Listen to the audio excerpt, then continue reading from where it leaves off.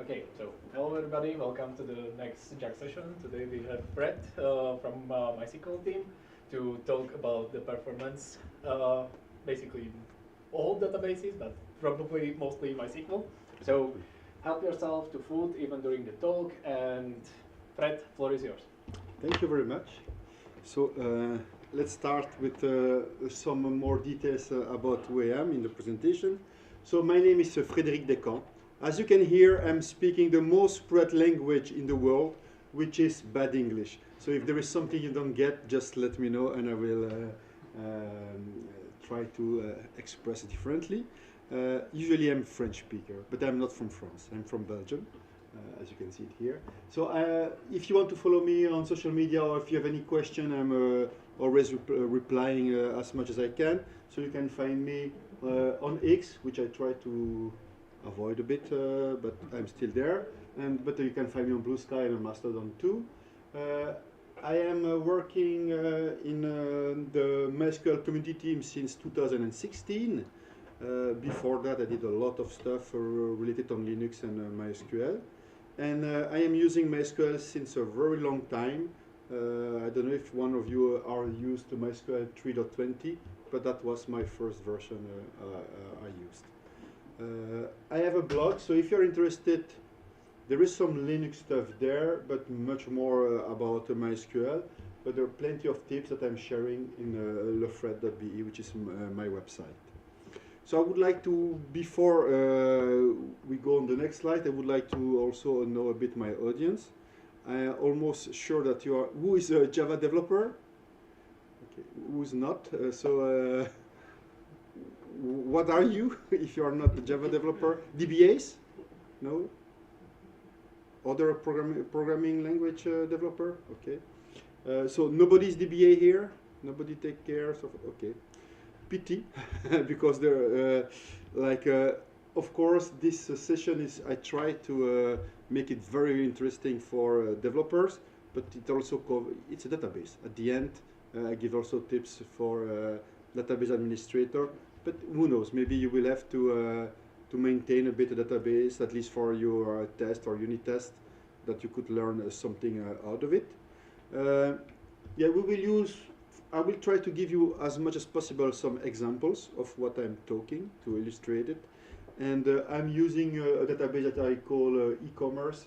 It is completely fake database, completely bad design, completely bad queries. It's made on purpose. But to be honest, it's not that far from the reality when you check what's happening on production sometime. So the first tip I want to share with you, and this is mostly when people are asking help on forums, Slack, mail, bugs.mysql.com, is that you should know your data. So which engine are you using? Which size is your database? So if I ask you an engine in MySQL, a storage engine, do you know any of them? MyISAM. You said MyISAM?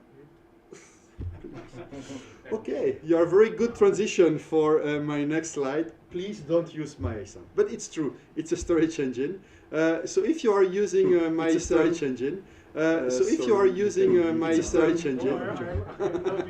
I'm joking. Yeah, no, I'm joking. But please don't use MyISAM ever. There is they tell that every time somebody creates a table with MyISAM, God kills a kitten. So if you like kittens, please don't use MyISAM. So to do that, if you are a DBA and you want to annoy the developers, what you do set persist default storage engine InnoDB. So you say, okay, I want that it is InnoDB only. I don't want any other type of database on my system. And then you just also disable the storage engine, right? Storage engine MyISAM should be disabled. And I don't know how many of you already edited MyCNF. Did you already play with the MyCNF? So it's the configuration file of MySQL. So if you have done it, please stop. It's not needed to do that anymore. As you can see here, now we have, since MySQL 8, this syntax to save the changes.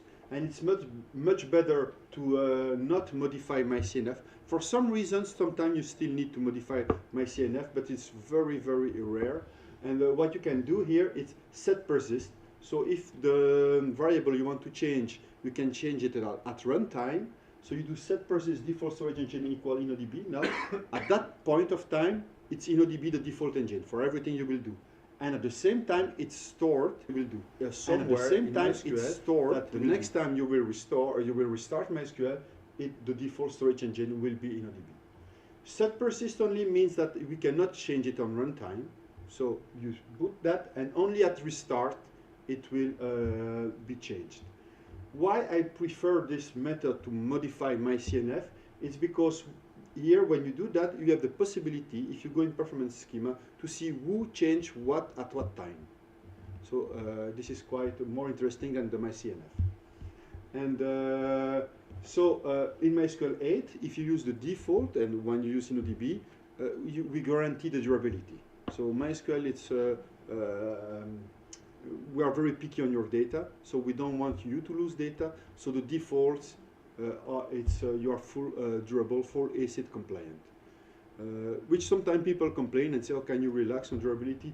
It's possible to relax, so it will be more performant if you have very bad hardware, but at the same time you could lose data. Then people say, "Yeah, but I'm almost sure that MySAM is more." It looks more quick, right? Than more fast than InnoDB. Then it means because your InnoDB is not well configured. Because if you configure it well InnoDB, like we do, this is our performance architect, Dimitri Kravchuk, who made the benchmark. And as you can see, InnoDB is much faster already in MySQL 5.7. So this was a full OLTP read-only. So now the other tip when you want to know what storage engine you are using, you can check also per table. So which are my storage engine, and if we run this query, so I will share the slides, of course. You will find them on the social media, but I'm sure that the Czech will also send it to you. I will share with them. So you don't need to copy or picture the query. You will have the slides. So we can see here, for example, this table has a bad engine. It uses MySAM, and it should not, right? So this is the way you can check that. You can say, "Oh, I'm sure that we'd never use MySAM." Run it in production. You may find some funny story there, because there are some third application, depending on the version, for example, of Drupal or WordPress that you are using, that by default creates MySAM tables, which is a very bad idea. So when we know the table, when we know the size, we should also something very important in MySQL when we use InnoDB. It's the primary keys. So I don't know if a lot of you, what type of primary keys do you create, but you should know that if you don't use InnoDB primary key at all, it's very bad, because what will happen is that the first unique key that is not null will be used as primary key. Most of the time, if you are too lame to create a primary key, you are as lame to create a first non-null unique key anyway. So there will be no primary keys. And what will InnoDB do at that time? InnoDB will generate one for you that you don't have access at all. So even if you do a copy of your server, maybe the primary keys won't match in the table space or between the two, because you don't have access to that. And these primary keys are shared between all the tables without primary keys, meaning that we have a mutex called Dixis mutex that will also, let's say, save this entry. And so if you have 10 tables without primary keys, and at the same time you write on these 10 tables, you're inserting stuff, the first insert will say, "Oh, what's the next primary key I have?" And it will take the log for the mutex. Then the second one that arise at the same time has to wait. That the first give the unlock the mutex, free the mutex, and gets the value it needs to use. Then the second one is waiting for that, but at the same time the third, the fourth, the 10 ones that are in parallel are all waiting for that mutex. So it's very bad for performance. So not having any primary key is the worst thing. Then, if you have a primary key, but the primary key is not good, what does it mean, a good primary key? Good primary key means short and sequential. That's the meaning of a good primary key for me in InnoDB. And if you, for example, here, this is a random primary key, completely random. And what happens here, and this is just inserting data in the table, right? I just insert data in a table space. And what we can see, I know you are not the DBAs, but the color here, it's the last LSN that are touched, in fact. LSN is just a number that the storage engine gave to do the MVCC in InnoDB. And what we see here is that at every insert, we almost touch everything, all the time. There is nothing that is called. Here, it's empty. It's a block with no data. But for the rest, we don't see anything called. It's all touch. Because, and we will see after, this is called the rebalancing the primary index. Meaning that when we store the data in InnoDB, we always store the data by primary key. Always. And if your primary key is completely random, when we insert the data, so I want to insert something, and this something has to come here, because this is where it should be when it's sorted. And if I don't have free space in this page, I will have to push everybody else to be able to insert the data there. So meaning this is rebalancing the data. You can say, yeah, but now with SSDs, who cares about that? Sure, random IOPS is much faster in SSDs.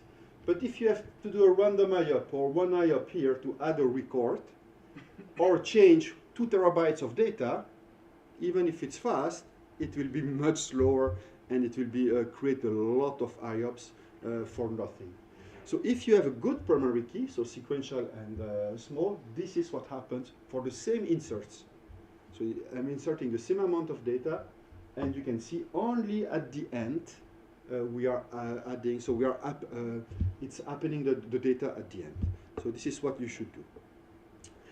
So now that I said you should not have table without primary key, and you should have good primary key, let's have a look at how to find that. So this query provides us all the tables that don't have primary key. When you don't have a primary key, InnoDB will use the gen clust index. So this is the name of it, and that is shared between all the table without primary key. And so with this, you can see that, for example, in our example, the table e-commerce review has no primary key. So this one, it's a bad table. We should modify it. So let's have a look at this. So we take, so it was reviews. So we check how the creation of the table. So by show create table review, and we can see we have keys. So user ID, is it not null? Not really. So product ID, is it not null? Not really. And they are not unique, so they are not used as primary key. And we don't have any primary key defined. So this is, in fact, the bad table. So if you are in that position, what can you do as the developer or the DBA?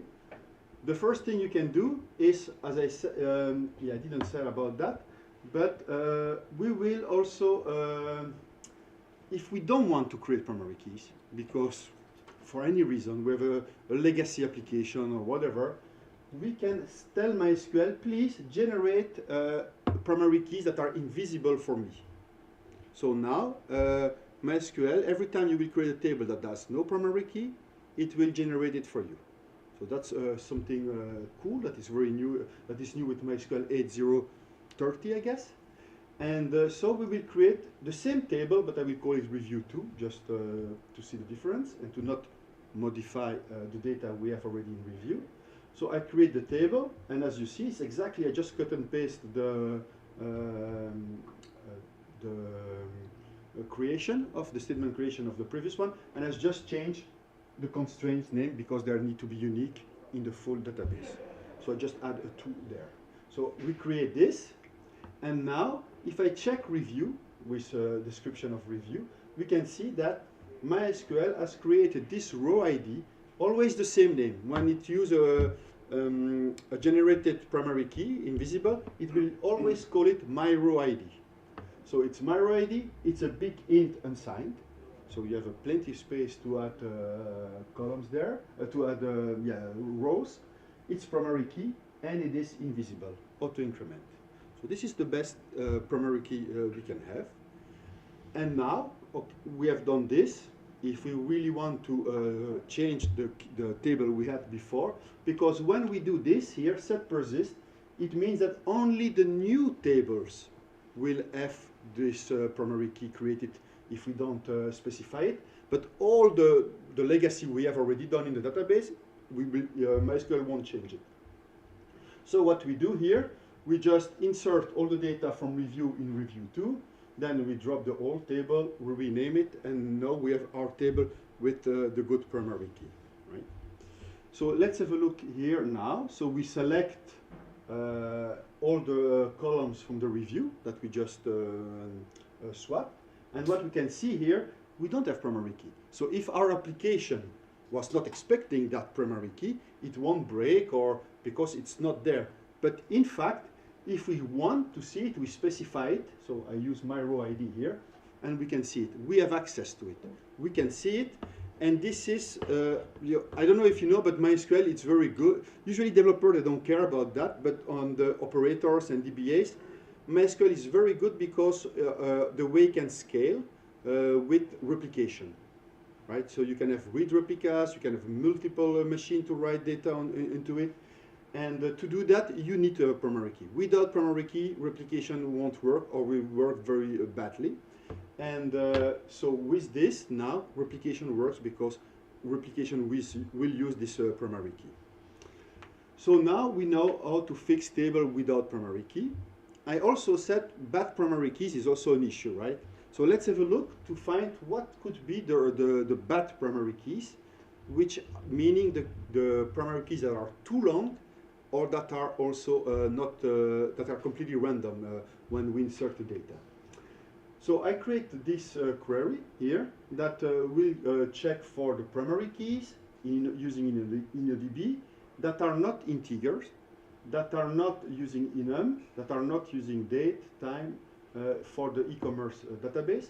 And you can see that here for the table users, we have a column which is an ID. It's a varchar 36. So maybe it's good, maybe it's not good, but at least I have an idea to see this one doesn't seem to be a good primary key because 36 characters might be long and too long for a primary key. So let's have a look here. So we check the creation of this table, and what we see is that we have the primary key varchar 36, and it is the primary key. And what do we see here? What are these keys? Do you know? Do you know their name? What they are? Index. They are index, but in MySQL, so we have the primary index, and these are secondary index. And there is something very also important, is that all the secondary index here, they have on the right most part, but completely hidden, we have the primary key added all the time. So here you see name is just the 101st character of name, but plus the full ID that we have here, it's here also next to it. So in memory and on disk, we have this information all the time. So every secondary index has the primary key. So when we do a search by secondary index, we will look up in the secondary index, and when we find the record that we need to use, we will do a lookup in the primary key because we have the value of the primary key. So this, if you're really interested on this design and how it works, you can go on my website or on the YouTube channel. There is a talk of more than 1 hour 15 only on primary keys, only that. And it's a lot of information, but we go into the details. I show you also the content of pages in binaries to see that there is the secondary all the time, the primary attached and stuff. So if you're interested, go take a look at there. There are some, you can find them. So now it means that watch out, all these secondary keys, they also have the primary key. So let's have a look to what are these primary keys and what are these? Who's using UID as a primary key here? Only you? Don't be, usually when I do kind of talk on the, to Java users, it's everybody, oh, UUID, we love them, and everybody use UUIDs. So here only one, I'm a bit surprised, but it's good. But I hate UUIDs as primary key when we store them like this. And I will show you how to store the UIDs later, the best way to do that. But this way is very bad. And I will try also to explain why. So here I do select of the ID, name, created, limit by 5. So what are these records, these 5 records? Do you have an ID? These 5 records are the 5 first one that we find in the table space. So the 5 first records that when if we scan the full table, the 5 first records start by Katie, and the 5th one is Benjamin, right? Now I will order by the creation then. So the first one that has been created, really, the first one that has been inserted in the table. And what we can see here, they are not the same. So what does that mean?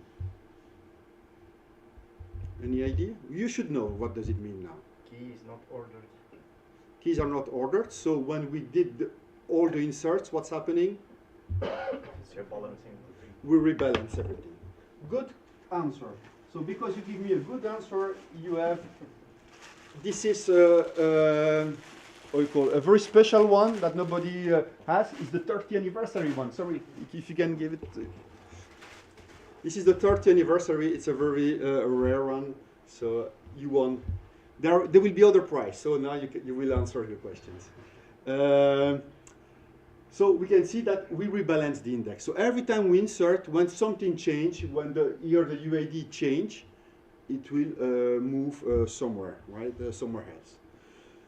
So to store the UIDs, if you have something like this, what we should do, we should store the UIDs as binary 16, right? Not as varchar, because varchar here. Let me see, go back. So varchar 36, do you know how many bytes it uses that it will add to every secondary index? Do you have an idea? You know. I know. So it will use 36 bytes, multiplied by 4, because we are using UTF-8 MB4, so 4 bytes for 1 character, plus 2 because we are using a varchar to know the limit, because maybe we will put something that has only 2 characters in it, right? So you can see and it will add these bytes to every secondary index, which is way too much. So now, so when we do that here, if we create it as a binary 16, we will add only 16 bytes to every secondary indexes. I know, a phone has a 64 megabyte at least, so who cares about this byte? But when you are at scale, this makes a big difference. And then we use here, you see the comma 1 here, is the swap flag when we use UID to bin to change, in the binary way, to change the timestamp at the beginning. So now they will be able to sort them. So when we insert them, we will insert them in order. They will be sequential. So if you are using UIDs, not an issue, but you need to store them as binary 16 and swap them. So you do UID to bin, and you see here you have the value as a binary. So yeah. The thing is that you should always use the right data for your columns, right? If you use, I've seen, I hope you don't do that, but I've seen a lot of people that, for example, they use varchar even for integers, for numbers. Because MySQL always helped people, and it casts. So if you do 1 plus into quotes 1 pig, it will return you 2. Not 2 pig, but it will return 2, right? But it's bad because you are doing integers plus strings, right? But MySQL by default will try to cast by you. But this has a cost, and maybe it will be deprecated at a point. So please always store using the right data type. and as small as possible. For example, if you have limited values, use an enum. You will gain space. And if you have also columns that you don't really know what to put in it, or a lot of variables you want to put in it, don't use text or blob, use JSON data type. Because the JSON data type, it's in MySQL, it's optimized for queries, for replication, for plenty of stuff. So it's much better. And try to avoid text, blob, varchar 255 for everything, even if it's very small. Usually, what we can see when people say, they say, oh, I have an issue, this is my table, directly we can say, oh, you are a newbie. How do you know? Yeah, this is ChatGPT that helps you, because they use text for everything and they index all the columns. This is bad. So if you do that, please change it, because it's very bad for the database. You should not do that. So now here I will check all the columns that are blob, text, and varchar, and I will take a look at the size of these, the maximum size that they can handle in the column. And for example, here, product description is 55,000 characters. Maybe it's a very large description, maybe not, I don't know yet. But it seems strange to me. An email, 55,000 characters. If your email is that long, I'm almost sure it's generated, and you cannot give it by heart to your friends. It's way too long, right? A name, somebody that has such a long name, right? So maybe it's a bad idea. Let's have a look. An invoice status, varchar 10. Yeah, I don't know. We will see also that later. So first thing to do is say, okay, let's have a look at this description that Fred just talked about, and we check. We will extract the length of the description, and we will order by it and limit the 5 longest description. And what we can see is that we expect to have 55,000 characters, and at the end we have the max. It's 118 characters. So if we want later to index this type of data and stuff, it's a bad idea to keep it that long. So the best thing is to reduce it to something that will fit. Of course, that's up to you or the product owner to say, okay, we don't expect a description longer than this. And in my case, it's 150, so this is what we do. We just modify it, and now we have something that is more close to the reality. So invoice status, varchar 10, what could be the status of an invoice? We don't really know, but let's have a look. So we do that, and what we can see is that, oh, we have only 2 status in the database, sent or paid for the invoice. So why keeping that very long field for it? So what we can do is use enum, and it will use 1 byte only. Instead of 10, multiplied by 4 plus 2, right? So it's much better and if we index that. So to recap this first chapter, don't use MySam. Use setPersist to get away of MySam. This is how to change a table from InnoDB to MySam. Keep your primary key. So this is, I didn't show it previously, but this is, if you are a DBA and you want to annoy your developer, you do SQL require primary key. So every time somebody will create a table without primary key, it will fail, just fail. And then you say, okay, try again, but this time with the primary key. Or you can generate a primary key for them. And if you don't know what to use as a primary key, it's always better to use a begin unsigned, not null auto increment. Okay. Yeah. We can also check which one are not unsigned, because there is no sense to have a primary key that goes in negative values, right? -1, -2. So, and then we limit the size of the maximum row we can have in the table. So it's always good to use unsigned. So you can find here the one that are not unsigned, because there are a lot of third-party products that don't use this unsigned when they generate tables. And if you use UUIDs, please use binary 16 and UUID to bin, UUID to generate it, 1 primary key, right? And please, yeah, just for fun, do you know which version of UUIDs are used in MySQL by default? Nobody? You said a timestamp, so it's 2? It's 1. So it's 1. And only 1 in MySQL by default. If you want other ones, you will need to add components or to add by yourself. But by default, it's 1. If, let's say, your product manager says, oh, you need to use 4 to be completely random, never use it as a primary key. Then use the auto-increment and put the UUID as a secondary index if it's a v4, because you cannot do anything with it. And please don't create such table with varchar like this, text. This is a very bad idea. Do you have any question on this? Are you still all awake? You have a question? I have a question about this generating visible keys. Is Yes. it default behavior or not?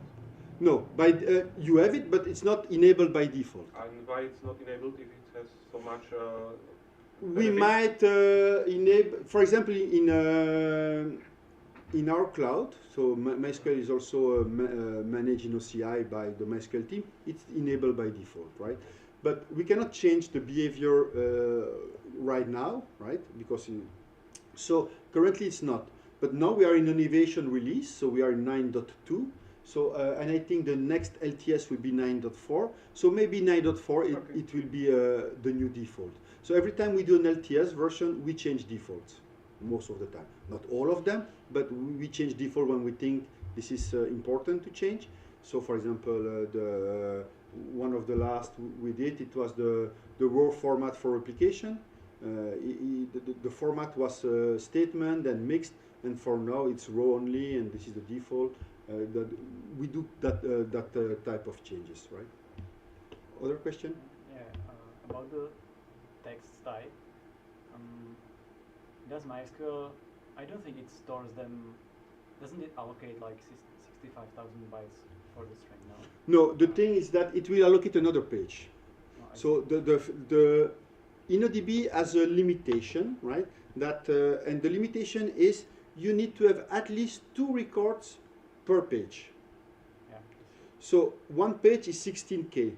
So one record should be less than 8K to be able to have 2 of them there, because there are also some statistics and stuff. And there is always some gap and what you call it, checksum and stuff like that. So there you have, it's only 8K. So 8K, here we were more than 8K already, right?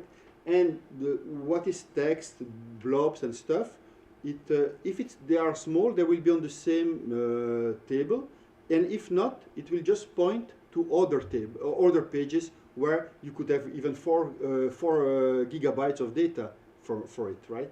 But having all these pages everywhere, and the thing is that when you change them with replication and stuff like that, it has a cost. It could be very large. So if you don't need all that, maybe you should not use it. Yeah. And the price here is not when you create it. The price is when you will index it. Yeah, I see. And that's the issue. And one reason why I switched some column from varchar to text was that if there's a varchar, if there's a limit, and you insert something, then it silently truncates it. Then how can I avoid truncating that data? There is a Can it warning. grow or something? There is a warning when it's truncated, Yeah, but most of the time people doesn't check the warnings. And I didn't check either. yeah, and but I will show you how to see them afterward. But yeah, there is no way to do that. So it's up to you to know. Okay, this will be my limit, and to know the limits, right? And maybe the application should know. Okay, I am inserting something that is 100 characters. You give me something that's 200. The application should say, oh, I will not allow you to insert that data because it's already too big to be added. But yeah, there is no magic. Sometimes that's the thing. But at the end, if you use text everywhere, it's a bad idea. Yeah. You had a question too? Yeah. Does MySQL, as of right now, or does it plan it in the future to have some tool to detect the right data type based on the existing data? So, like, I don't have to manually create queries that, for example, find what is the longest part what is the longest text, because I may have some like limitation from let's say product owner, but then we also have some existing data we don't want to lose and we want to update the type of them. It's one question, if there's like a tool or a nice way to do it. And second question is, what do you think about compound primary keys? So first answering the first question, right? So you mean you have data in the database already, right? Yeah. And you want to see if they are too big or too not good. Yeah, I would And like then to you like say fix optimize- it for me. yeah, basically. I would like to like optimize Yeah, the data there is types. none. I don't know any tools doing that. Maybe, yeah, I don't know. There is one tool called Schema that helps you to keep history of your schema and modify them and stuff like that. Maybe they have something included for that. I have no clue on this. If not, no, you need to. For example, I have some scripts that you provide CSV files, and it parses the CSV and say, okay, from the CSV, this is the best table that you can get out of it, and this is the creation of the table that match the data you have. But in MySQL, there is nothing to do that. And compound primary keys, it depends. There is no issue if they are sequential, right? There is no problem with that. If they are not sequential, it's exactly again the same problem coming back.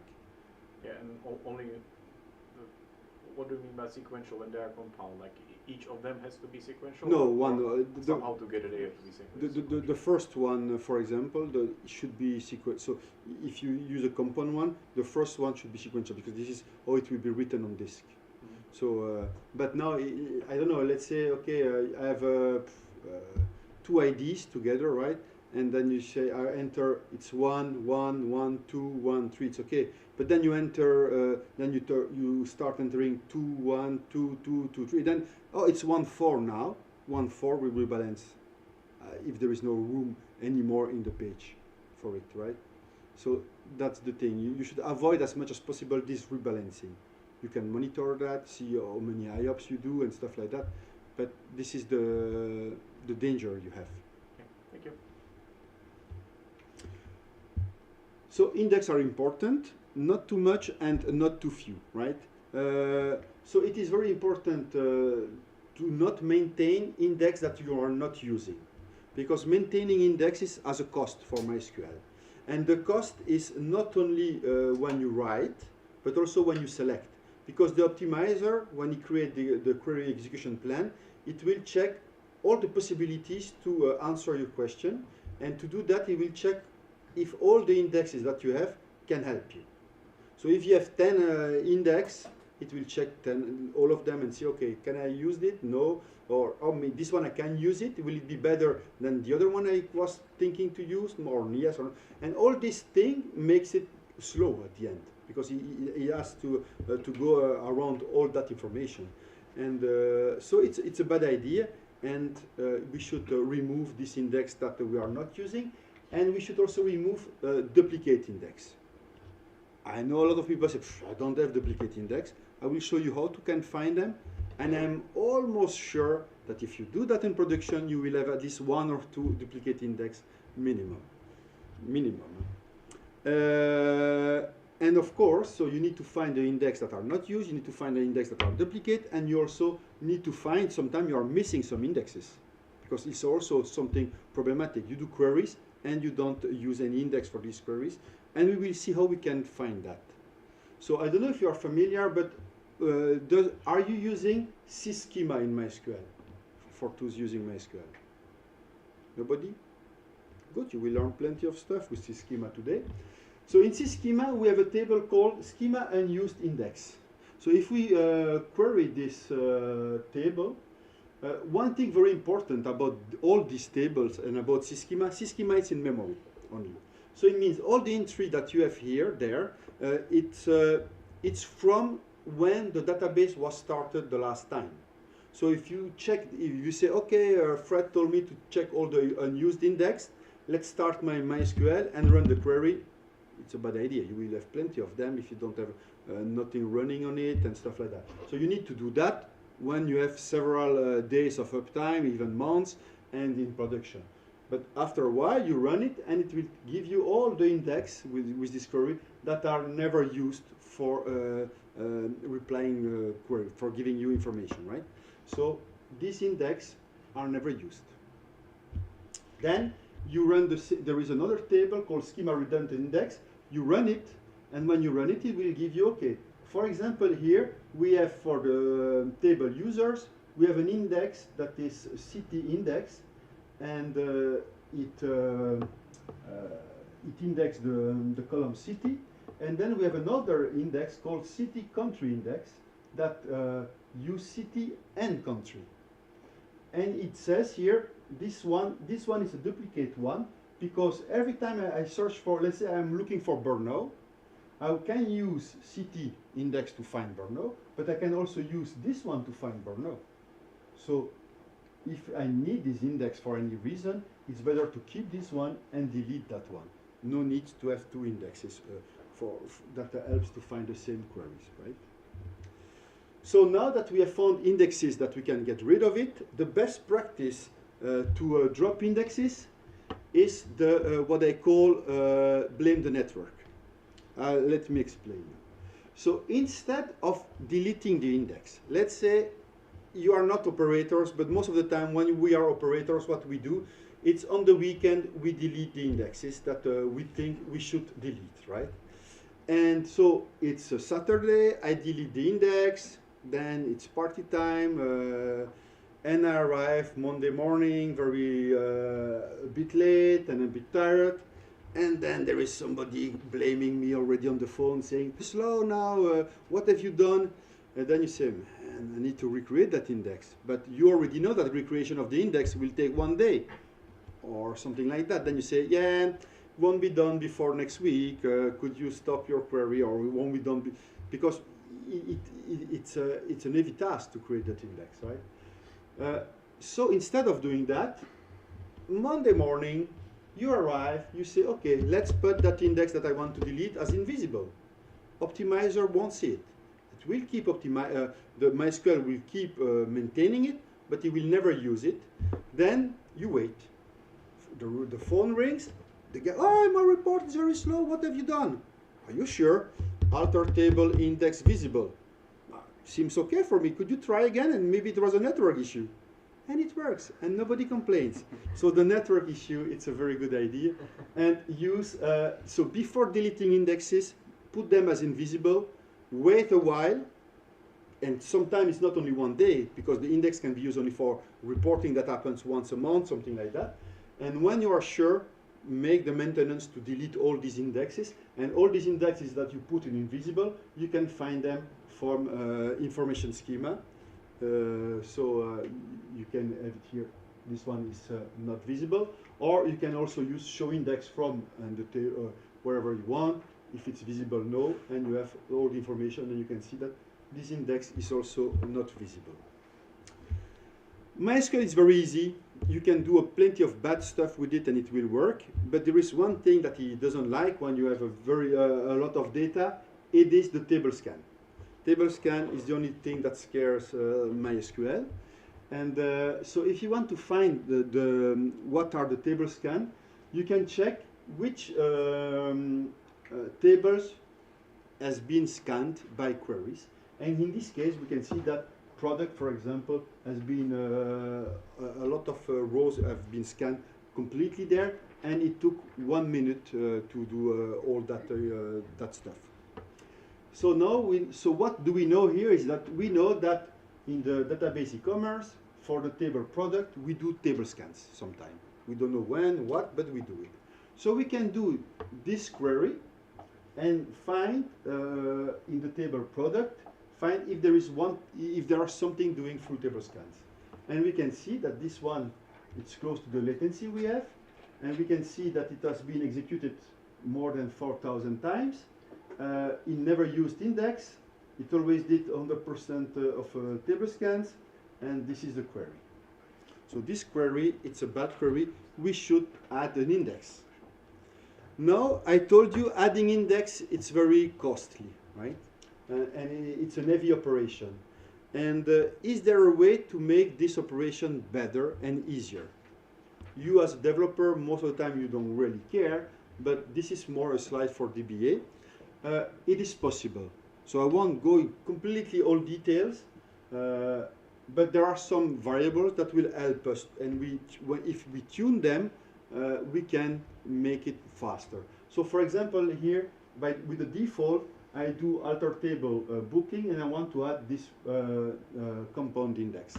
And as you can see, it took 9 minutes to create that index. So it was not a very big table, but not small, it's on my laptop.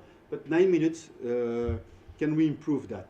So the default are InnoDB DDL threads 4, the buffer size 100 megabytes, and the parallel read threads 4 also. Yeah, if we increase them, they are also linked together, so it's always good to increase the other one. So I don't know if you know, but in MySQL, since MySQL 8, we can also now, for example, how many CPUs we have on the machine. Usually, so if you don't have access to the machine to see what's going on, from MySQL you can know, for example, this machine has 16 cores. Right? So I have 16 cores that I can share to do my alter statement, to add my index, and I have plenty of RAM free, so I will add 1 giga RAM for it. So what I do is say, okay, DDL threads 8, parallel read threads 8, and then 1 gigabyte of RAM, and I run my query again. And if I run my query, what we can see here is that from 9 minutes, I went down to 3 minutes because of tuning that. But this is maybe not the best values, so it's up to you and usually the DBA to check. And for example, I did some tests, and for me, with 2 gigabytes of buffer and only 4 threads, it went down to 2 minutes. So that was, but from 9 to 2 minutes, it's a big win. So it's possible to gain time on that. So remove duplicate index, remove unused index. When you do that, put them as invisible first. You can make it much faster. Don't forget to check for a full table scan. So do you have question on this chapter? Yeah. Yes. You showed like the last SQL that was using the full table scan. Mm-hmm. Is this information always available, or does some special logging have to be done? Or No, it's by default it's enabled. You need to enable that in 5.6, I would say, where performance schema was not enabled by default, but now it's there by default. So you have nothing to do.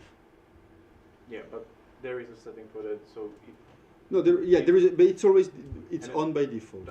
but You cannot run it without it anymore, to be honest, I guess, performance schema. Okay. You can reduce its size maybe, but you cannot run it without it, because we depend for many stuff on it. Yeah, that was a follow-up question. If it's hindering the performance anyhow. Performance schema, it was in 5.6 and 5.7. Now, I would say we did some calculation. Of course, by default, I think it used something like 500 megabyte, but you can change that value.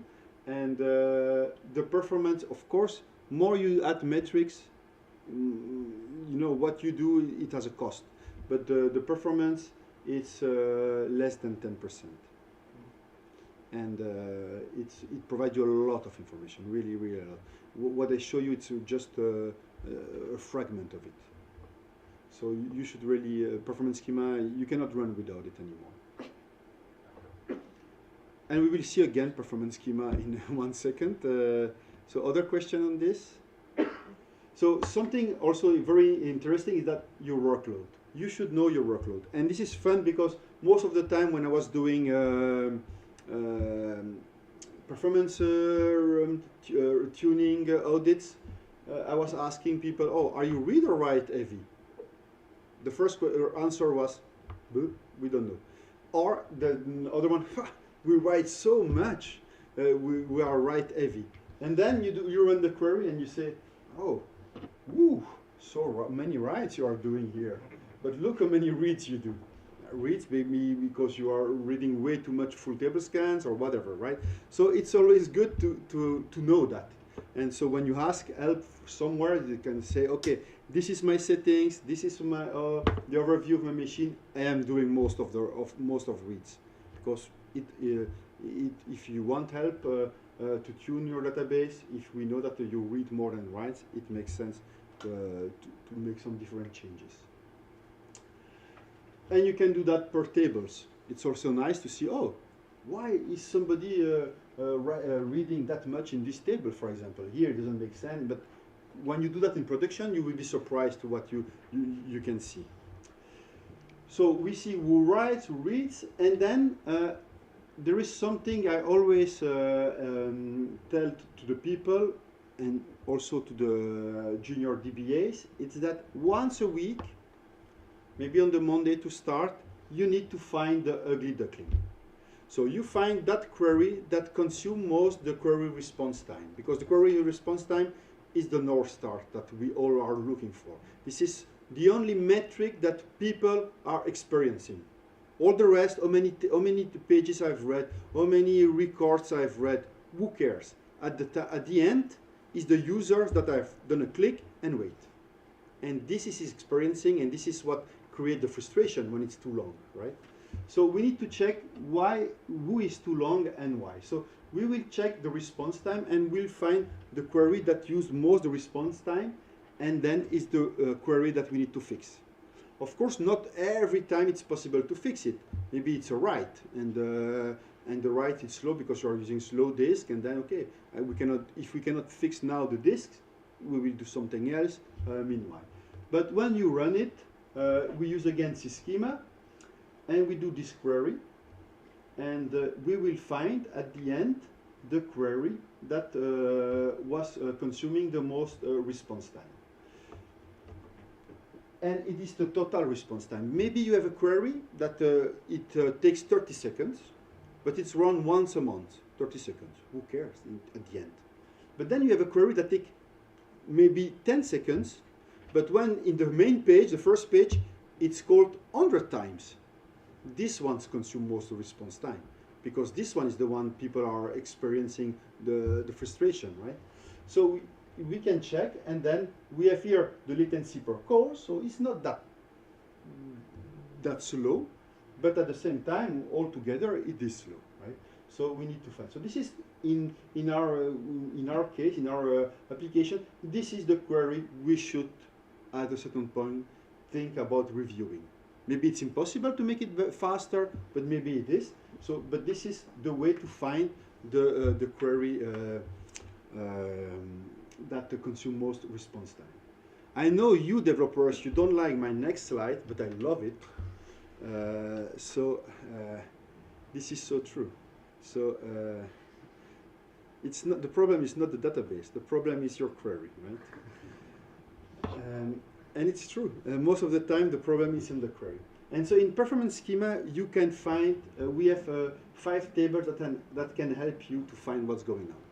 The first one, it's statement with errors or warnings. So for example, you don't look for your warnings, because usually when you type the query on the MySQL client, you will see the warning, right? Because you just type it.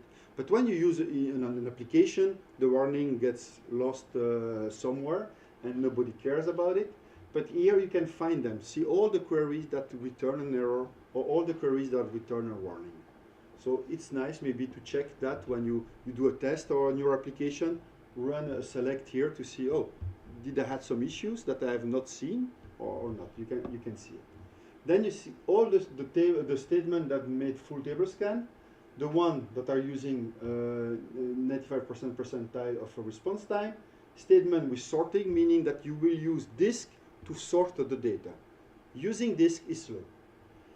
Statement with temporary tables on disk also, this is slow, right? So it is very, very important to check this table. So on the workload, check if you are read and write intensive, very good to know, because it will all depend, maybe not for you, but for the operators to make modification on the file system, on the amount of IOPS and stuff. Check the syschema to what queries you need to optimize. And we also have now query sample text that you can have from performance schema. Before, this was not possible in 5.6 and 5.7. This provides you the full an example of the query, a query that you can run. Because usually you have, I don't know if I show it here. No, I don't show it. But you have a digest of the query. So with question marks, all the arguments are not there and stuff like that. Here you have the argument, it's there, it's an example. And something very cool is that if you have comments, they are also shown. This is also something I recommend. It's to use commands in your queries. So the DBA can, when it checks and say, oh, look, the query number 1 or whatever you want to name it, in the query production part, blah, blah, and you give the model as an issue. It contacts you and you say, oh, I have your query with that, this is the name of the query or something like that, that it's too slow or miss parameters, or you don't use limits and return so many rows that we don't know what to do with it. So could you check? Much easier for you to then grab the code and find where it comes from. So I recommend to use comments in your query.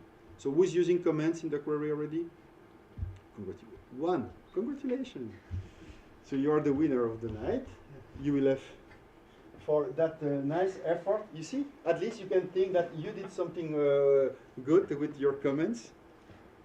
There is a cap for you. Thanks. So the next slide, maybe if it's too complicated, just let me know, but the query execution plan, do you know what it is? So it's very important to know that. And in MySQL, you have the traditional one. If you are using MySQL for as long as me, you love it. If you are a newcomer in the new developer and stuff, you hate it, right? So you can check that. So we have the traditional, the tree, and the JSON output. And JSON, we have 2 versions. We will have a look at this. The thing is that this, when you run and explain, this is an estimation.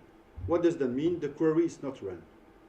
It means it's just what optimizer thinks it will cost you to run the query, but the query is not executed. So you do explain with the format. Who knew that there were different formats? Nobody? So that's good. You are learning some good stuff too. So there are formats. You can also have a variable that specifies the format you want by default, so you don't have to specify it again. And we have explained JSON format version. Don't know what happened. Okay, JSON format version that gives you 1 or 2, right? To change it. I will show you what it looks like. So this is the traditional format, right? That a lot of people maybe have used. This is the tree format. So if you are using Postgres, for example, it's more like this, the query execution plan. This is the JSON format version 1. And if you want even more details, this is the JSON version 2 format. So this gives you the most details about the plan of your query, what the optimizer will do, right?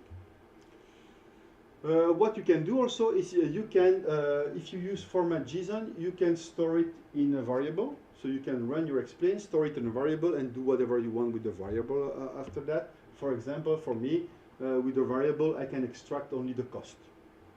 It's possible to just extract the cost. And as you can see here, I'm using JSON notation to get out because my JSON data type, I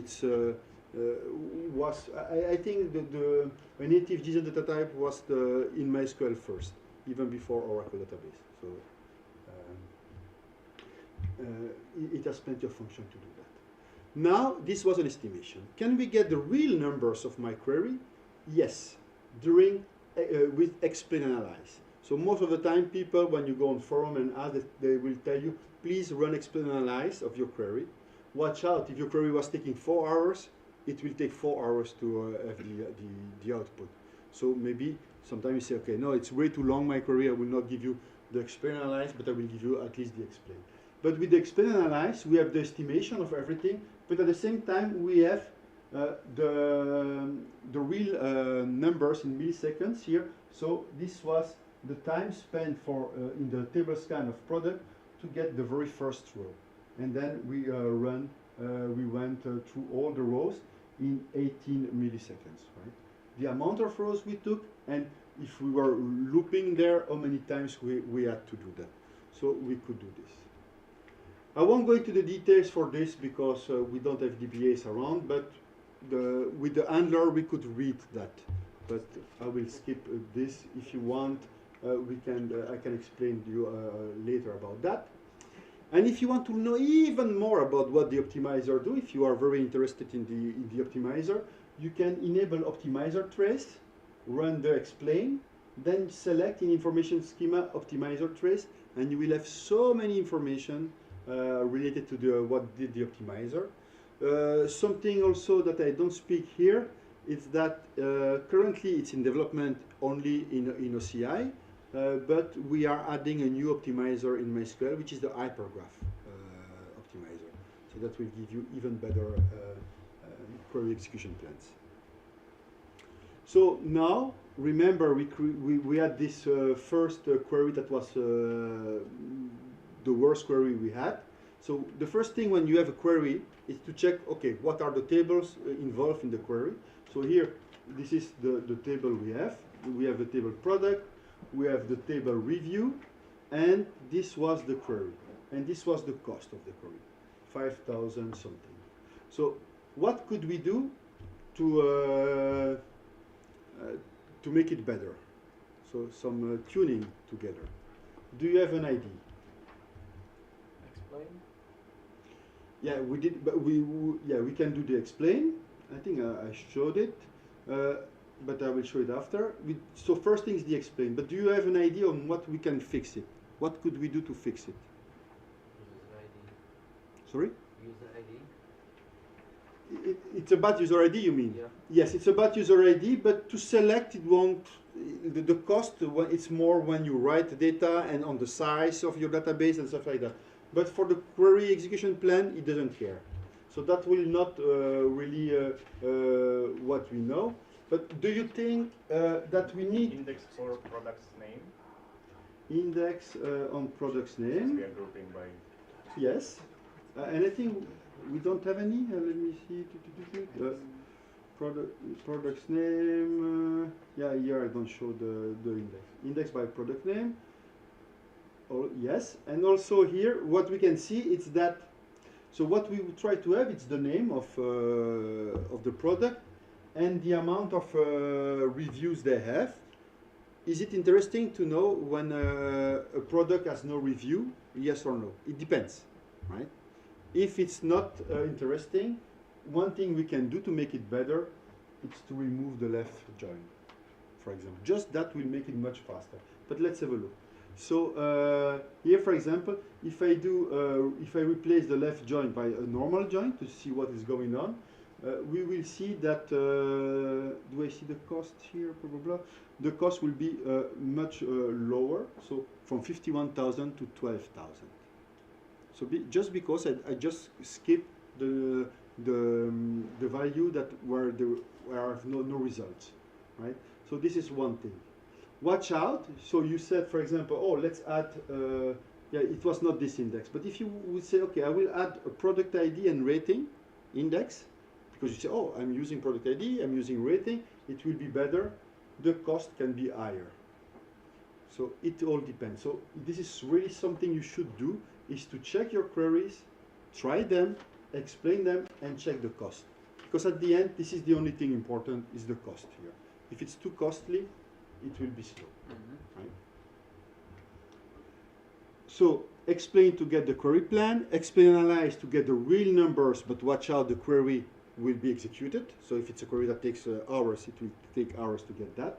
Compare the cost of the different queries. This is very important.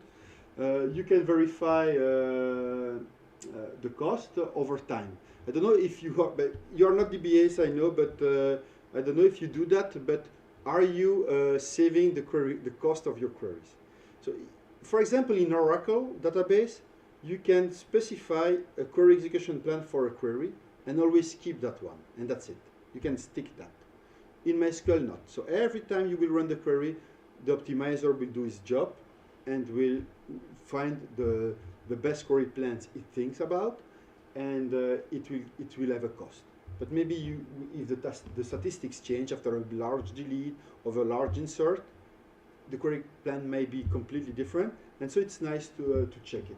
for example, here it's a MySQL shell module, because you can create plenty of modules in Python or in JavaScript in MySQL shell, that compares query execution plan and their cost, for example. So if you're interested, this is on my GitHub. You can find it and install it and play with it. So you can, it will save every time the timestamp and when the query and what is cost. Do you have a question on this chapter? Yes? Which one is the cost? It's like cost to optimize or cost to run, or It's the cost that the optimizer thinks it will. So it's what is really the cost itself. I don't know. You cannot say, oh, this is money or this is milliseconds. It's the cost, right? I don't know the unit of the cost. It's optimizer cost, let's call it like that. And then it compares all the plans. It thinks they are the best, and it will always give you the lower cost. The lower cost is the query that will be executed, the plan that it will use to execute your query.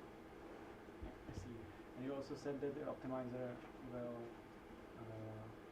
like redo the calculation on every time you do a query. Yes. How does this work with prepared statements? It's like per one prepared statement, or No, per prepared statement, it will not cache the result, right? Or that it won't do. With prepared, I think with prepared statement it's about round trips more, but I don't know really if it has to redo the full because it usually doesn't keep it anywhere, right? So I think it does, but I need to check. Yeah, I mean the execution plan. If Yeah, the yeah. execution I plan think it will re-execute. It will redo it anyway, but I need to check. That is a good question. I have no clue on that right now. Yes. Is it possible to somehow automatically not run query if it's about some cost, or at least get a warning if it's like after some threshold that does it? On MySQL, on-prem, no, right? On MySQL, but I will give you, I don't know if I have here some other limitation, but you can limit time, for example, that you can do, or limit numbers of rows that you can do. But the threshold, no. The only times there is a threshold related to the cost, it's in OCI, right? In the cloud of Oracle, if you are using MySQL there, we have also an accelerator that you can enable or not, that is called heatwave.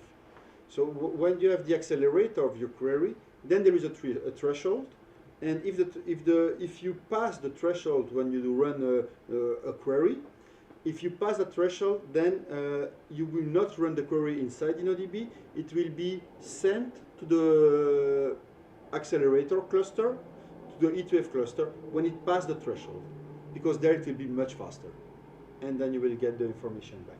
This is the only, so because we can do that, I think it's quite easy to implement what you just said about, okay, if I pass the threshold, I don't want to run the query, right? I think that might be possible, but yeah, it's a good feature request. Bugs, mysql.com feature request, but yeah, it's a nice idea. But it's possible because as we do it in the cloud for the reverse, instead of stop it but run it somewhere else, so we have the information, right? So we should be able to do that. Something also I want to talk about, but quite will be fast because we will run out of time. It's split your workload. When I started using even PHP a long time ago and so on, people were always telling me, okay, it's good to split read and writes in two different connections. And this was 30 years ago. So who is doing that now still? Who is splitting reads and writes in the code? Even if it's the same database at the end, but in the code, you prepare your code to be able to send your read somewhere and to send your write somewhere else. Well, then there is like a whole CQRS architecture, if you know what it is. This is still quite popular. What it is? Common query segregation principle, I think CQRS.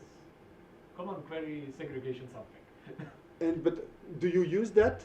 I personally don't, but I know that it's still being used. Because there is a lot of people they don't, and usually when I speak to developers, I have the same answer, yeah, why, no. But then when you go to in production, and your application is nice, it's cool, and it needs to scale now. Scale as Facebook scale, Booking.com scale. If you don't split reads and writes, if you are not possibility in your code to say all the reads will go in this replica, all the writes will go on this machine, it's an issue. So I invite you to start splitting by the beginning, when you start code, to split reads and writes. This is really things to do. So I try to, yeah, other disclaimer, I'm not a Java developer at all. So this is maybe my best Java code ever wrote.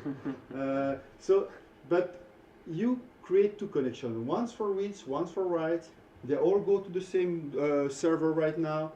Different users, always good to have different users. And so every time you know, because you should know if you are writing or reading in your code, it's best. So then your application will be prepared to scale, and to scale to something like this at the end.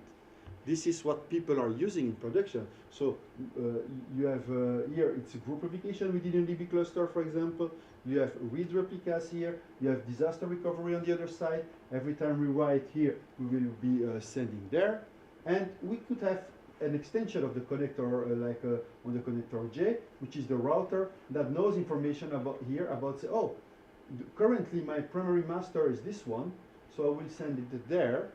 But you should know that you need it's a writes or not. So your application will connect to the router, and router has two ports by default to say one for reads, one for writes, and then you don't care where it goes, but the router will do it for you. He knows it.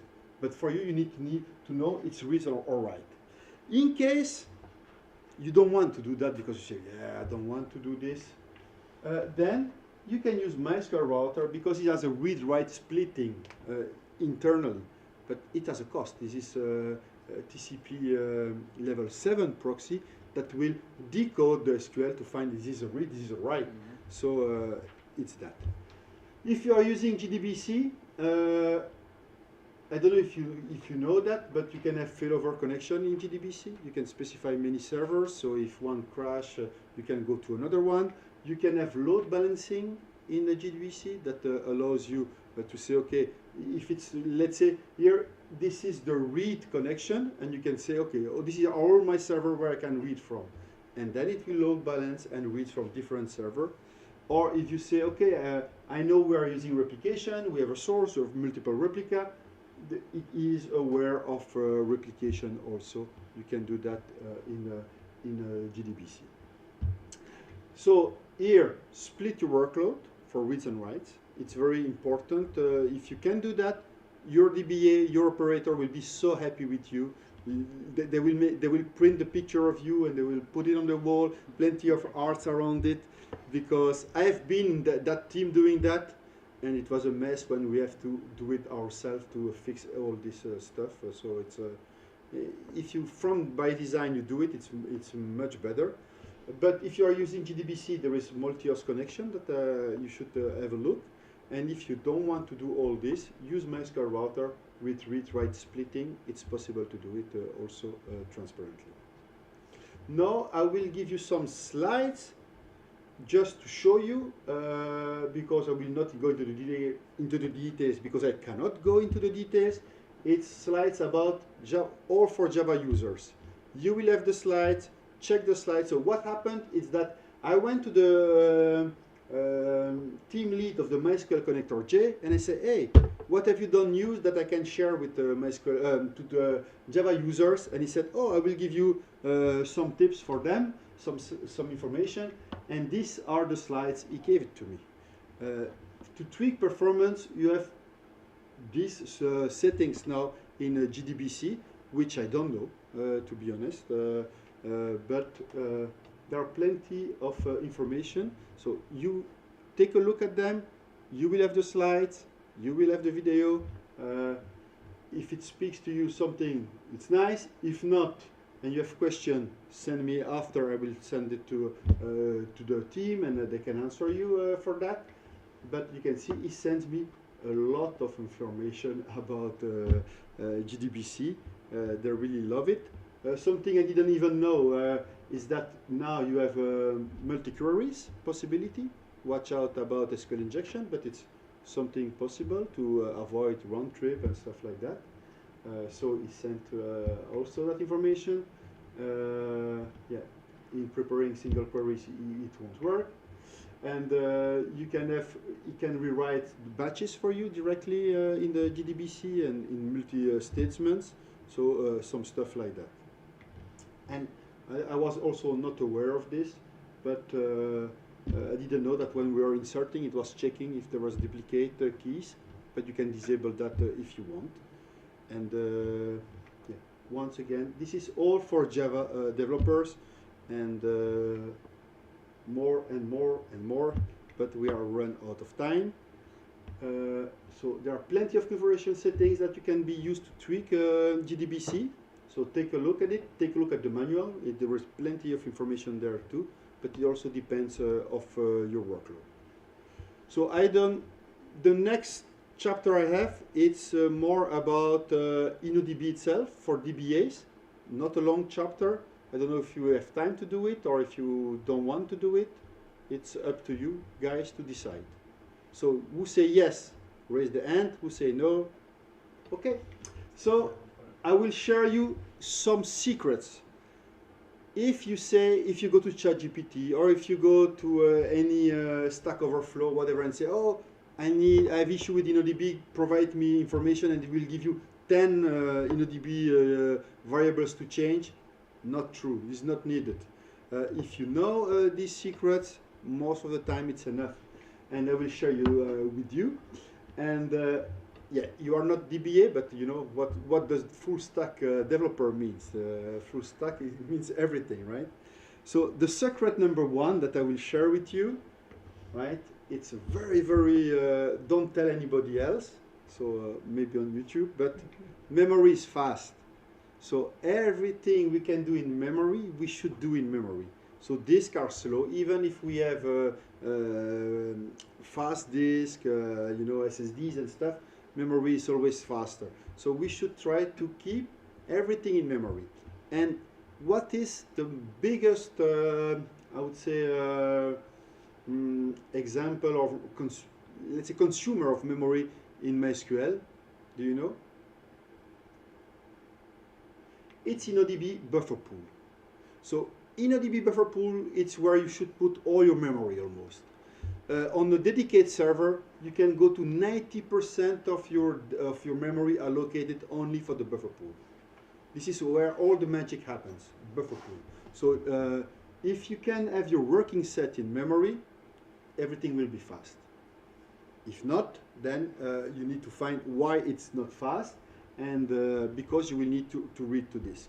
So the first thing to do before telling, oh, Fred told me I need to increase my buffer pool or to check that, is to check.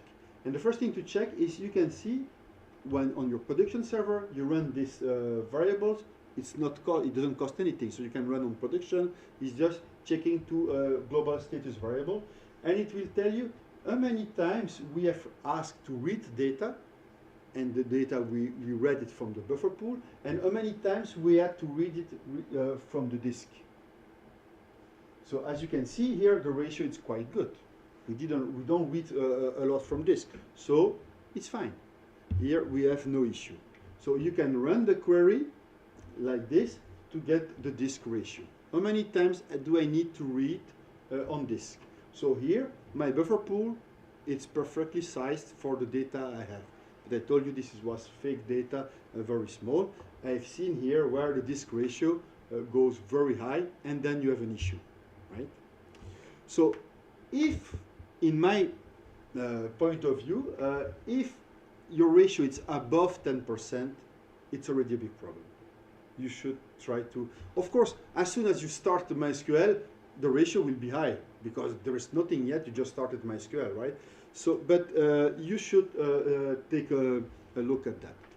Once you run MySQL in production for days, weeks, and you have checked that the ratio is high, I encourage you to take a look at this. Don't do that at peak time. This takes a lot of time to be executed if you do it at peak time. But this will provide you, and if you have a lot of data, it will be even lower, but this will provide you information about everything that is in the buffer pool. And you will be surprised. I run this in production to some customers, and they say, what? But this database, we don't even use it for 2 years. Why is it in the buffer pool? I don't have the answer why is it in the buffer pool, but it's in the buffer pool. There is somebody that keeps using that database somehow, or you do backups, or you do whatever, but that database, it's still in the buffer pool, and because what you have in the buffer pool, if you reach the end of it, it means that what is there, it takes the place for something else that should be there, right? So because then when there is no more room, it has to empty other pages that you need maybe, to put new pages. Every time you read and write, these pages needs to go to the buffer pool anyway. It always passes via the buffer pool. So we can also use, for example, this query that will give us, okay, this was the buffer pool size, very small one. This is the percentage use, 69, and this is the percentage of dirty page. So now the question, who likes to see a small number here? Nobody? One? Who likes to see a lot of dirty pages here? Who doesn't like to see all the rest, right? Large number, better, right? So what does that mean? What is a dirty page? That's the first question, so, you know, before answering. What's a dirty page? So when you make a modification in, let's say you modify one record. This record is on a page, on disk. You check on memory, is this record there? No. So I will read it from disk. You take it from disk, you put it in the memory. This page is exactly the same. Then you modify the record. This page now, it's dirty because it's not the same as the one in the database, in the table space itself. Because we are ACID compliant, we wrote the delta, the change in the undo logs too, right, to be sure. These are sequential logs, but we don't care right now. The thing is, let's say dirty ratio is very low, and we want to keep it, we do everything we can to make it low. It means sometimes there is what we call the fuzzy checkpointing in InnoDB, meaning that all these pages that are dirty, we will write them back to disk. This is write operation. Let's say somehow we made that we want to have very low percentage here, because you can define that. And you write this page, you write it, and then you write it on disk. And then you say, oh, I want to modify the page. Like it's a counter, for example. Oh, let's put it dirty again. And it's better that it stays in memory. You change it, you do sometime what we call it group commits. So you modify records that are in the same page. And when it's really needed, you will put it on disk. But if it's not needed, why do you need to spend time to write it on disk all the time, right? So if it stays in memory, it's good. So here, dirty pages, 90%, perfect. Right? The only thing is if MySQL crash. What happens? Because all these modifications, where they are in the redo logs, and InnoDB, when you will restart, will do the InnoDB recovery. It means that it will change the pages to the last changes it needs to do from the redo logs. But that's it. You pay the price only there. So having the data, the working set in buffer pool is the best all the time. And what I see when I speak with developers, they say, oh, who's using Docker containers to make the unit tests or stuff like that? Are you doing that? Finally, people say yes. So my colleague Scott is a developer advocate, will be very happy. He loves all that. The thing is that people say, okay, I have my test, and I run, I spin up my container, it does, and then it is slow. My query, it's slower than expected. And why this? When I was doing on my machine, testing without container, it was not that slow. And now when I spin up a new container, it's always slow. Because then the data, it's not in the buffer pool, right? So warming up the buffer pool has a cost. And like when I was doing a lot of performance tuning for big companies, being hot, so a warm buffer pool, can take weeks sometimes to have the working set in that buffer pool. And so what can we do? In fact, we have the possibility that to provide a solution for this, and is this to say, InnoDB buffer pool dump at shutdown. So it means when we will stop MySQL, we will take the address of the pages that are in the buffer pool, and we will put them somewhere on the file system, on the data directory of MySQL. And when we will restart MySQL, we will load all these pages directly, even if nobody queries them, even if nobody asks anything on this page or write anything, we will put them in memory. So next time a query will happen, the pages will be in memory already. So you say, oh, this is cool, Fred. We can, when we stop it, we will save it. But let's say I stopped my server 2 weeks ago, and then it crashed. Then it restart, and it will load the pages of 2 weeks ago. But I have made a lot of changes. Maybe it's not my working set anymore. So this is why I recommend, for example, that because you can dump the content whenever you want. And so here, for example, I create an event. So it's like a cron job inside MySQL that every hours dump the content of the buffer pool. So if it crashes and it reloads, it will reload maximum 1 hour of data. Oh, it was. So this was the first thing, working set in memory. Do you know how we can reduce the working set? Do you have an idea? So if you now, we say we put the buffer pool as max as we can, and at the end, even if we use 90% of the RAM, we still see that we do a lot of read from disk. What can I do to reduce my working set? There are some ways to do that, and it is remove the duplicate index, remove the unused index, don't do full table scan, and if it's not enough, start thinking about partitioning your data. So when you do big selects, maybe you will select only part of the index or part of the data that is in the partition, right? So this was the first thing, working set in memory. The second thing, now it's when we write data, it's the redo log capacity. So this is the second settings I wanted to share with you.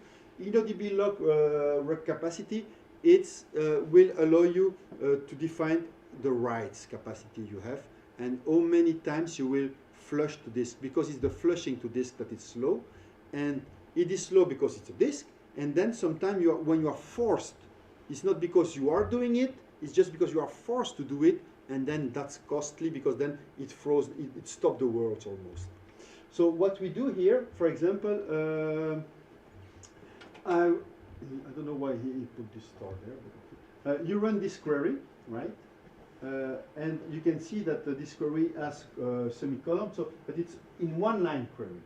You run the query takes 1 minute to be run, right? And then we have this information. You run the query at peak time, so when there is a lot of writes happening, and we can see that this minute we wrote 6 megabytes. And per hour, this is 340 megabytes that we have wrote. And the rule of thumb for InnoDB to do this fuzzy checkpointing like it should, it's to keep in the redo log 1 hour of data. If we can keep 1 hour of data in the redo log, InnoDB will write and clean the dirty pages the smoothest way as possible.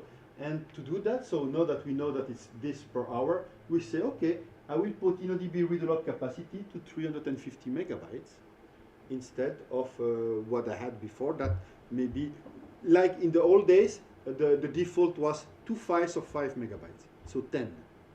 So now it's always 32 files, and now we will put 350 megabytes for the entire 32 files.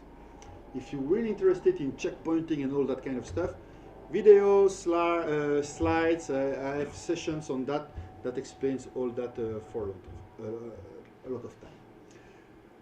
And I can answer after with the beer all these questions, no worries. So now your working set needs to be in memory, so you need to check the buffer pool usage, and you need to keep the ratio very low from read disk and the one read from memory. Run warm as much as possible. So, for example, if you do test, maybe it's nice to that you dump the buffer pool, then you restart your server, and then you load the buffer pool before tapping your test. So it's already warm. check the redo log capacity you have, and keep it sized for 1 hour, right? If you say, yeah, it's nice, but all that is maybe too complicated for me, we have done something for you to start with, and this is InnoDB dedicated server. So I told you, please don't modify MyCNF, but for this one you can. So you put that in MyCNF, InnoDB dedicated server equal 1, and MySQL will tune the memory. It will check the memory you have, it will check the CPUs you have, and it will configure automatically MySQL for the best usage. Now maybe you still need to tune something later, but at least this is the best way to start with. Not using the default, but using what it's best for your machine. But now if you say, okay, I run this and I have 10 MySQL on the same machine, it will fail because they don't know about the other 9, and so they will all try to keep all the memory for them, right? So this is very bad. I thought about adding some limits. So this is two settings for you, the developers, is that maybe you don't know this, max execution. This is what we call an optimizer ins. So when you do this in your query, max execution time, and you give something in milliseconds here, and for example, I do sleep 10, it should stop after 10 seconds, right? But in fact, here after 5 seconds, the query stopped. So if your query goes more than that time, it will stop. So you can add limits to your queries, and more for the DBAs, you can change that directly in the query write plugin, for example. If you know that people are running bad queries, and depending at what time they run it, it's way too long, you can add this max execution time without telling the developers. And the same for limits. So when you do a lot of row and you forget to add a limit, and then the production goes down almost. So what you can do is say, not 5 of course, but as the DBA you can say, okay, the select limit should be 5,000 records. What do you want to do more than with more than 5,000 records, something like that. And so here, just put it to 5 to show you. I do select, and my select ends at 5, right? You force that limit, right? You can do the same for the memory. So you can enable memory tracking, and this is why performance schema is needed also. You can say, okay, I want to enable it, and I want that all some connection doesn't go above certain limit, right? And here, for example, put 16 megabytes for a connection, which is nothing for all the connections. And if somebody goes above the connection, it says, oh, watch out, you are consuming too much memory in your connection, so you will get out. So for developers, I want to also show this, don't wait, because maybe you are not aware of these two settings. So here I have a session and I start a transaction. I do an update from some records, and I don't commit, I don't roll back, I just update. So what happens in other connections that will use these rows? Do you know? If in another connection I come and I want to go in reviews and change something for that product ID. It's locked. For how long? Transaction timeout. Until I say yes or not, or the transaction timeout, right? It only be locked wait timeout. So 50 seconds by default. So if I do select that product I wanted for update here, you know, that means I want really to update it, so I want to select it, and then I will update it. I wait, I'm waiting, 50 seconds after, if I don't roll back or commit the other one, I get ejected and say, okay, I cannot select that for update because it's locked, right? And this 50 seconds, I don't recommend to change that time, to say, okay, just wait 2 seconds or 1 second. It's a bad idea. What you should do, if you don't want to wait, it's to use these two new keywords, no wait or skip locked. So for example, I say I want to do the same select for update, but this time I say no wait. I don't want to wait. So if I have access to it, I will be able to select it for update. If I don't have access, just say, okay, you don't have access, it's locked by somebody else, and that's it. You don't have to wait 50 seconds, right? Or you can say, okay, I want to select. Here it's not a range, it's just one ID. But and then you say, okay, I want to select this for update. There is none free, so I don't have any record coming out.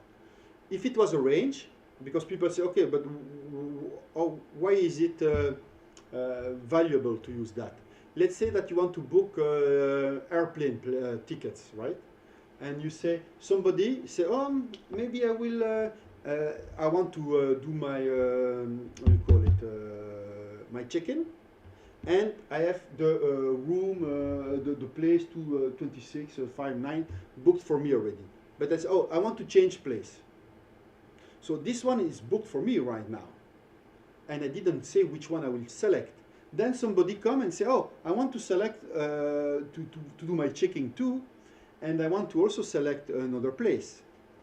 The one that is booked by this guy for the moment, I will not be able to check it, because maybe the guy will cancel, maybe the guy will just stop the application or whatever, and you don't want to book twice. So you will give me all the rooms, but that one, don't show it to me because it's still locked. It's not yet sit on it, but it's locked, for example. So you say, okay, skip locked, and it will provide me all the ones that are not locked, but free, for example. So this is where it works very well.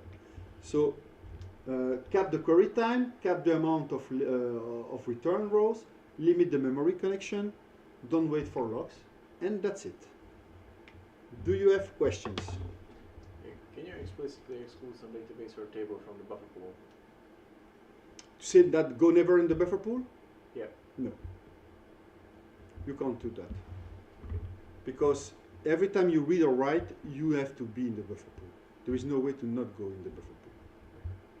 So you cannot do that because it's yeah, it's the way it works, right? So and then let me see.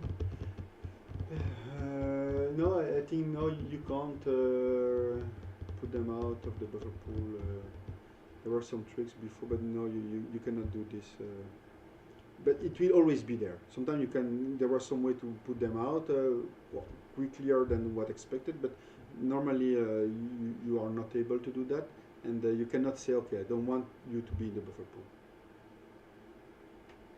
Yes. If you set the default limit, does this apply to also to nested statements and stuff like insert into select? Does it also apply to those? Insert into select, I think so, but yeah, it should apply there. But it's a nice question. I need to check that again also. But normally, yes, it would, because it's sub-select at the end, so it will do it. Other question? Yes. Maybe stupid question, but with the connection memory, what kind of data are there? Just the query and the data return, or some interesting data are there stored also? Yeah, in memory can be a lot of stuff, right? When you do a connection, all the buffers that sort buffer, all that kind of stuff, are there for you. Yes. So not only the results. Yeah, not only no. It's all the memory that it's used by the connection. So every time. Sometimes people they put, oh, let's say I will allocate this for my big queries, and then you say max connection 1000, and every time you connect, you will allocate this memory, and then you say, whoa, what's there is this OM killer that kills MySQL for what reason? Was not running anything. Yeah, but you try to connect to it. You can make many connections. You allocate it to 4 gigs or whatever, and then. If every connection uses 4 gigs, it's impossible to keep on, right? So, other questions? So I think it's beer o'clock. Thank you.